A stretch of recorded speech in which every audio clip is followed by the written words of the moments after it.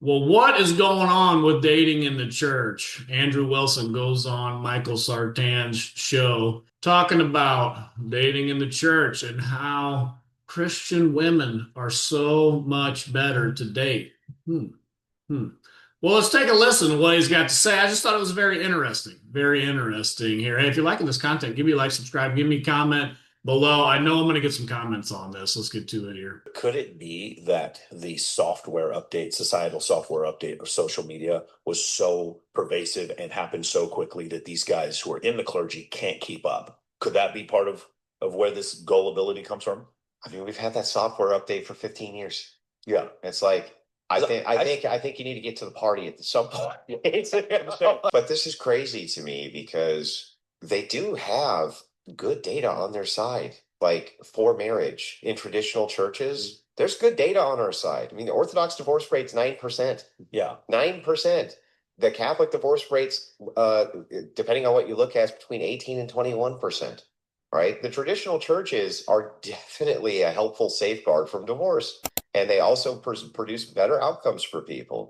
And All right, so the argument is the traditional churches are definitely giving people better outcomes because what do you say? The Orthodox Church, the divorce rate's 9%, and the Catholic Church, it's like, what do you say, 15 something percent? And I say, wait a minute now. In the Catholic Church, for it to be 15% is crazy because in the Catholic Church, marriage is, I know even my daughter's, she's thinking it's crazy. In the Catholic Church, it's a sacrament where you literally, as far as I know, even still, to get divorced, the literal Pope over in Rome has to sign off on your divorce to get officially divorced in the church, and it's still over. What was it, 15 or whatever he just said? And you're telling me that's good? No, it should be zero. If the Pope himself has to sign off, the reason why the Anglican Church exists is because King Henry VIII wanted to get divorced from his wife, and the Pope said, no, you can't get divorced from your wife. And so he said, forget you, Pope. I'm starting my own church that I'll be the head of, blah, blah, blah. And Andrew's saying, yeah, and this really protects against, what are you talking about? Like, really? The mainline denominations, they don't get divorced there as much as the other ones, like mainline Lutheran, mainline Presbyterian, mainline Methodist, all these, they don't get divorced. I don't believe that at all. Mainline Anglican, they don't get divorced as much. It's probably because all the people in those denominations are like 120 years old. Nobody in the youth is even in those denominations. It's probably why they have a low divorce rate. They all died off. All right, let's keep going here. I just thought that was a little bizarre. We'll keep seeing what he's got to say here. see a lot of these guys. What'll happen is this: when you're looking at data, and you know this probably from looking at it so often, you have to parse it, right? It's not, you can't just take, It's one thing to look at data, it's another thing to yeah, you have to parse it out, right? And so when people say half of all marriages end in divorce, no, they don't. No, they don't. Well, at least half of first marriages do. No, they don't. no, 43%. Okay, no, they don't. Like you, Yeah, so he's right. It's over 40%. Even still, with all of the people not even bothering to get married, it's still that high.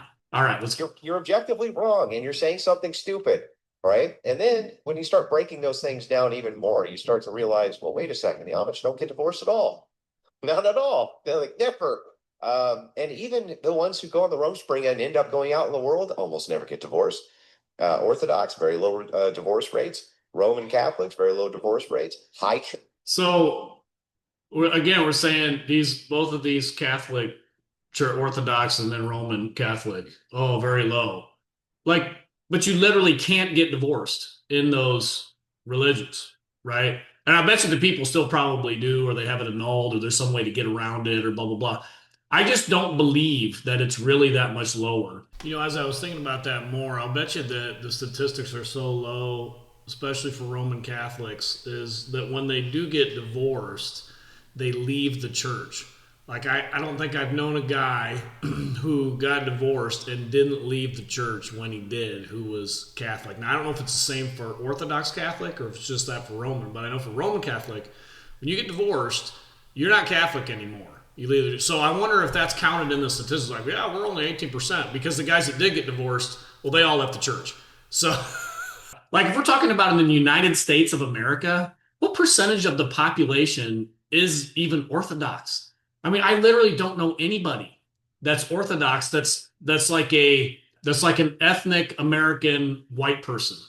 The only people I know that are Orthodox are Middle Eastern. And that's great. I'm not knocking them on that or whatever. But I'm saying, like, I don't even know anybody that would be considered like just a normie, traditional American that you would think of as, oh, yeah, this guy's like a traditional American person, like a white person, an Anglo something or other American. No, like nobody's Orthodox. I've never even met somebody that's that way. Being from the Midwest, maybe it's different in other places in America. I don't know, but it seems like I'm making a dumb argument. Maybe it's a decent argument when you're talking about the Amish, but then we're not all going to be Amish. There's a reason why the Amish are a tiny percentage of America. This isn't what traditional America is really considered as Amish. I mean, that's like a strange sect in America. Church Protestants, very low divorce rates, right? It suddenly marriage takes a whole different meaning on. You're like, wait, now why would that be though? Why would that? Is it just because they're so faithful and they do this enough? Is that it? No, it's not it. It has nothing to do with that. Wait a minute. Now, again, I was bringing it up one more time. He says mainline Protestant denominations have a low divorce rate. They are dying out. There's literally no young people in mainline Protestant denominations. They're literally dying out. We're community animals, right? We have social communities and if you go, think about this. What do you do once a week with your boys? Almost nobody ever even does something once a week with their boys. They don't go fishing once a week with their boys. They don't do anything. But these people, they're going to a function once a week with a community, sitting down, hashing out issues, problems, and they have authorities that they turn to. If that's the case, now you have social reinforcement. And that's the last bastion of social reinforcement. Now we have social reinforcement, we have ecclesiology, we have all of this help when it comes to this marriage and these problems and things like this. Rolo says something all the time. Now, let me chime in on that. If we're in the church, we have authorities that we can turn to that say don't get divorced. Now maybe this is a criticism of evangelical Protestantism, but we know that when there's problems in the marriage and you go to those authorities, what do they say? Pretty much in general, it's a one sentence: do whatever your wife wants. Just do whatever she wants. Whatever's wrong, whatever's happening, the reason why she's unhappy is because of you. You, husband, just do whatever she wants to make her happy, and then your marriage will be okay. Does that keep marriages together? No, I don't think it actually does. Even with men trying to do that, there's a guy that just wrote a book about reviling wives and white knights. So I keep listening to that. I need to actually do a couple videos on that. It's very interesting stuff. But he says, like, yeah, you go to counseling, and if the woman doesn't hear what she wants to hear, that her husband needs to do whatever she wants, well, then she's pretty much kicking him out of the home. It's crazy. But we're saying somehow, because we have this in the church, that means it leads to a low divorce. I don't think anybody believes this. I really don't. Let's keep going. Best point in the world. He says, and I always laugh when he says this, and my wife will laugh too as she's bringing me my coffee in the morning.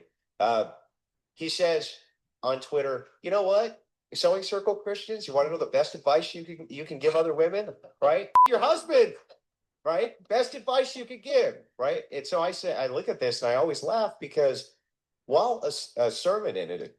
And wait a minute. Now, what Christian circles where the women sit around in their circles in the sewing circles? I don't even care if they're Amish. Whatever Christian sect you want to talk about here. Where are they sitting around and they're giving each other the advice? Hey, you need to sleep with your husband more. I want to know where that is. I want to know where it is. I don't know where this is. I get maybe Andrew does. Him running in these red pill circles, he knows where this is. I don't know anywhere in the church where this is happening. Traditional church will not say those words. They won't say go home and fuck your husband. They will sit down and say to deprive one, right? When you're one flesh, to deprive one, the other, right, is doing not just a great disservice to them, but to you. And they will say, and is keeping yourself attractive to your spouse and things like that. That's important as part of that not depriving they really do actually focus on intersexual dynamics and the reinforcement behind it. And it really helps a lot of people. Wait, hold on a second now. Time out. What mainline Protestant denomination is saying this? What Roman Catholic denomination, not denomination, but what Roman Catholic Church is saying this? I don't know anything about Orthodox. Again, I've hardly ever even met any Orthodox people. But are they really saying this in their churches from the pulpit? They're preaching this, yada, da, da, da. Hey, now you cannot deprive each other. So, wives, get home and make sure your husband is satisfied, blah, blah, blah. Are they doing that? Come on. I can't believe it. Maybe somebody put something down in the comments below. This is blowing me away here. I'm pretty sure I've never heard of this. I'm what? Right? What does secularists have? Well, they have a psychologist who's a woman every time. Right? She's a woman every time. She's usually in her early 20s. And these older married couples are coming in saying, we're having serious problems. We've been married 10 years. He's fat, right? And I'm fat, and we're not attracted to each other anymore. We don't know what to do. And they give you some self-help guru over psychologizing bullshit that means nothing. Right? And inside the church, the authority and the community is helping you with this, right? They're like, well, hey, Greg, you do a lot of fitness stuff. Do you think you could help Chuck with this? So now Greg's helping Chuck get fit. The women will come around and they'll say, hey, you can cook better food. Here's some great recipes. We'll drop some food off. Suddenly there's that support group. And one of the things that what church is Andrew talking about? What is this, some like pipe dream he's had with this imaginary church where the men are coming around, hey, let's help you get in better shape, and the women come around, hey, why don't you cook better food, blah, blah. I've never ever heard of this church, and nobody loves church more than me. I mean, I go to church 3 times a week, probably, all counted up. Like, what? Nobody loves church. I've never heard of this church. Where's this church at? Oh my God, come on, man. Well, all right. Well, I was always appealing about the red pill manosphere because they were trying to be a support group for men. Yeah. Right. But it was like, you know what? We already have that. As long as you're religious. But secularists, when they ask me, like, what's the answer for secularists? If you're going to have Satan go ahead and officiate your wedding because you're a secularist, why don't you expect to have bad results? Secular marriage has always been stupid. It's never been good. It's never done much for anybody. And so when those guys are like, well, we're just going to go be degenerates, I'm like, I don't care. But it's for the men who don't, and they want to have successful relationships. It's very clear to me, looking at the data when you parse it out, where you're going to be able to have those successful marriages and with very low rates of divorce. And if that's not me being a tradcon, that's me doing the same thing you guys are. Here's the data. Yeah. Now refute data or shut your mouth about it. One of the things I think the last time I heard somebody talking about the data with religions in America and da da da, it sounded like, this is probably changing fast, but it sounded like the Hindus from India have the lowest divorce rates of anybody. So if that's true, is Andrew arguing we should all, he's saying, well, if you're a secularist, if you're an atheist, blah, blah, blah, you worship Satan, then you do. But, well, it sounds like we're talking about, religions. Should we all just convert to Hinduism then? Like, no. What? What? All right, let's keep going. Michael's got a comment. I mean, I was just surprised, like, Rollo's on here and Michael's on here. Michael, he says that he's a Christian. Rollo says he's a Christian. I would assume they attend a church somewhere. I mean, I'm sure they know what goes on in the churches. Like, and it just seemed like there was not much pushback on this. I'm just sitting here like, what? Nobody loves church more than me. And you're saying this is going on in the churches? Nah. Was really interesting is you talked about social reinforcement as almost like a tool. And you had that debate with CGA, and he kind of didn't he didn't grasp that concept, or he didn't try to understand. No, he kept saying, so you're gonna have the pastor come in and make your wife you. And I'm like, no, you idiot. The point is that social reinforcement is the key element for all human behavior. Okay, it's just like think of it from the position of a dog. Right? What's positive reinforcement? Dog does good thing. Here's your nice treat. Right? Here's your nice treat. Here's your nice treat. Eventually, a dog Doesn't even worry about the treat anymore. He just wants you to pat him on the head, right? Social reinforcement, social reinforcement. Humans are much the same way, right? Well, you might say, well, we're actually smarter than the dog. In some ways, we're dumber because we go against the social reinforcement for the social order. But all of our behaviors are based around social and societal reinforcement. All of it, everything you can ever think of is the case. That's the case. When church is doing that with social reinforcement towards female behavior, especially, it makes a huge difference in people's lives. Now, here I'm going to have to stop, and I'm really going to have to riff on Andrew. I agree. The social reinforcement is so important to women, even in the church needing to regulate these social behaviors in their congregants. Yes, 100%. And what does the church reinforce over and over again for at least the past 50 years, probably the past 100, 200 years? What do they reinforce? We worship women in the church. That is the social reinforcement. They are put on a pedestal and we worship women. That is 100% true. And you'll notice that. And that's why I was thinking the other day, I was like, the church, some say that the church is like a beta factory for men. It just cranks out babies, blah, blah.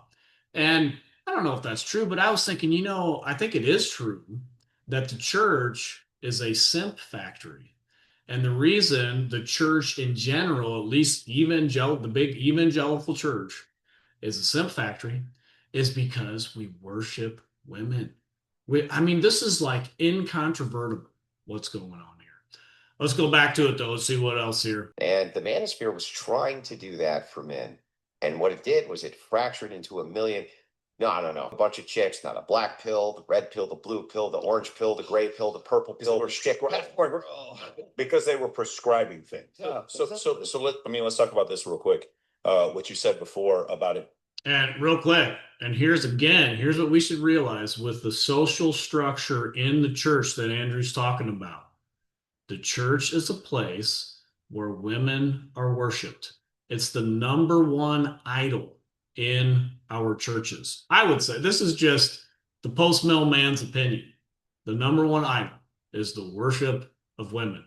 We see it everywhere. It not being, it's descriptive, not prescriptive, and then people taking that out of context. What I say is I believe in gravity. I read Principia Mathematica by Isaac Newton. I believe in gravity, but I'm not a gravityist. But I can still look at the world and say, okay, the world is shaped this way because I understand how the theory of gravity works. If I believe in economic forces, the invisible hand, Adam Smith, if I look at the world, that doesn't make me an economist or a Smithite. That's not what it does. But these are useful tools that we can look at to look at the world without then saying, now this becomes a religion. There's no red pill membership card, right? You don't get a membership. There's no red pill. Here's your red pill lanyard. Card carrying red pill. You are a rational male. I just think people would look at it and say, hey, this is a lens with which to look at the world. It's a worldview. Correct. It lens with which to look at the world as opposed to a membership. And then say within that lens, now there's a group of guys that want to hold you accountable, that want to get you back to the gym and do those things rather than for instance,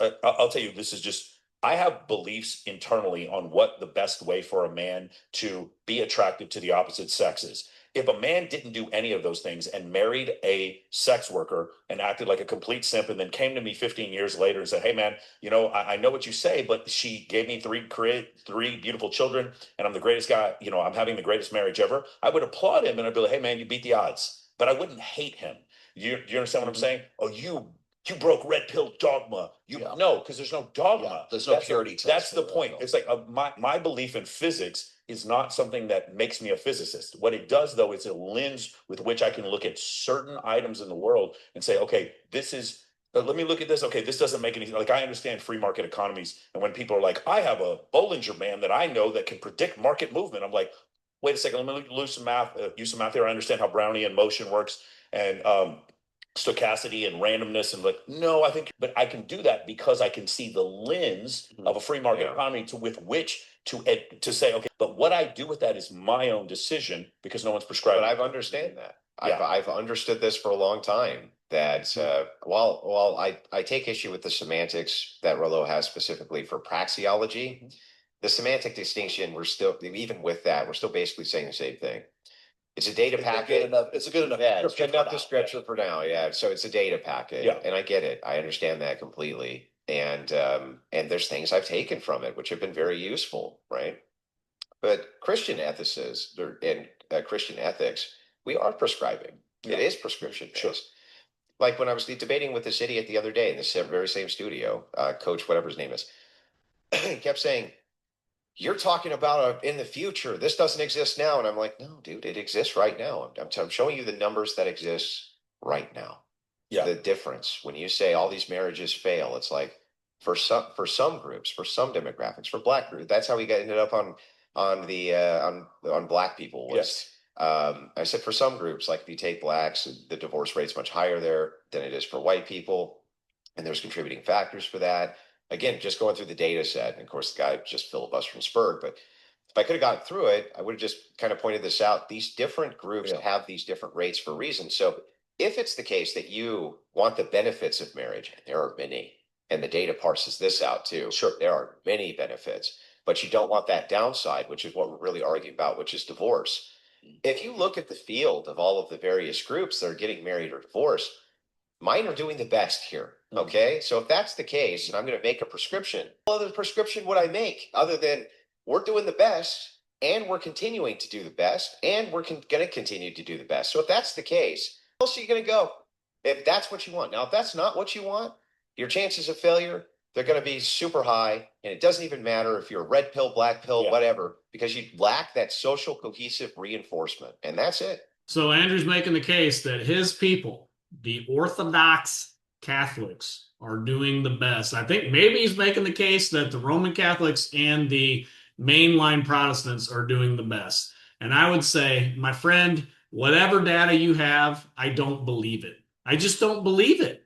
Like you, especially in the Catholic system, where you literally can't get a divorce unless the Pope personally signs off on it in Rome.